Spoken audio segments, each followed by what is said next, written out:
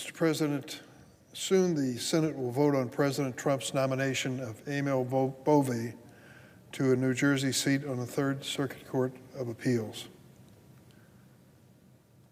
The swirl of information concerning the Department of Justice this year is almost impossible to follow. As ranking Democrat on the Senate Judiciary Committee, we try to follow closely not only the nominees for judicial positions and positions of leadership at the Department of Justice, but also those issues that are relevant to our jurisdiction. Surprisingly, a case that has been around for years, the Jeffrey Epstein case, has captured the attention not only of Washington, but many people in this country. I've never seen anything like it.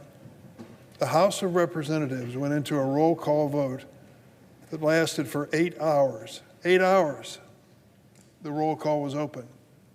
I'm sure it set a new record. What hung them up so dramatically? The Jeffrey Epstein case and whether the files would be released.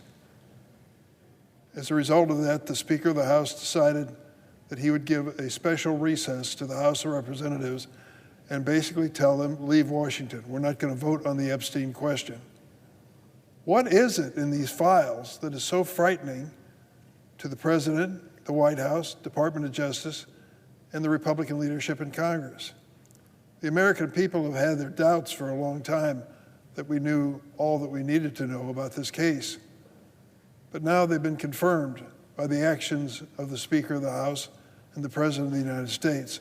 I will just say flat out for the record, I know of no information that implicates the President in wrongdoing with Jeffrey Epstein, period.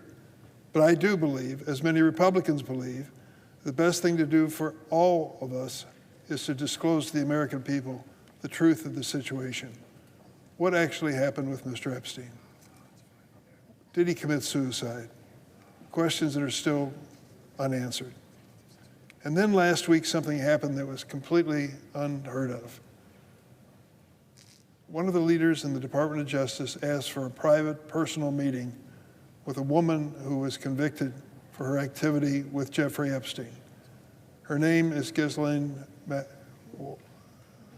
Maxwell, and she is serving a 20-year term in prison, in federal prison, for her wrongdoing. She was involved in the trafficking of children, young women, for Mr. Epstein and his friends, and she lied about it. According to the prosecution, brazen lies. The penalty she faced, 20 years in prison. That is a hefty penalty. It indicates some serious wrongdoing. The Trump administration sent a higher-up official to meet with her privately in the prison and to ask her questions. We don't know the nature of those inquiries, but it's certainly unusual for someone serving a 20-year sentence to have that kind of a visitor. We don't know what was said, but we should.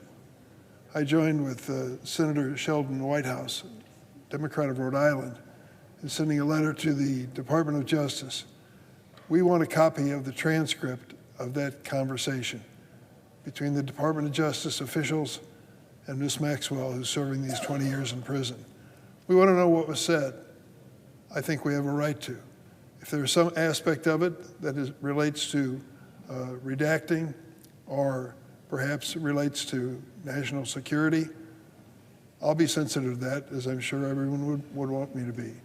But if it's a question of what kind of strategy was behind meeting with this woman, Jeffrey Epstein's girlfriend at one time, now serving a 20-year prison sentence, I think the American people have the right to know. And secondly, let me make it clear, for her wrongdoing, she's being penalized dramatically and should be. Any notion that she's going to receive a pardon from Donald Trump, which seems to be a rather common thing in his administration, is totally unacceptable, totally. She was branded as a brazen liar when she was sentenced. Now that she's out, she has a chance to reduce the sentence or eliminate it by making statements. Her credibility is zero. any notion of a pardon or any notion of clemency by this president is totally inappropriate.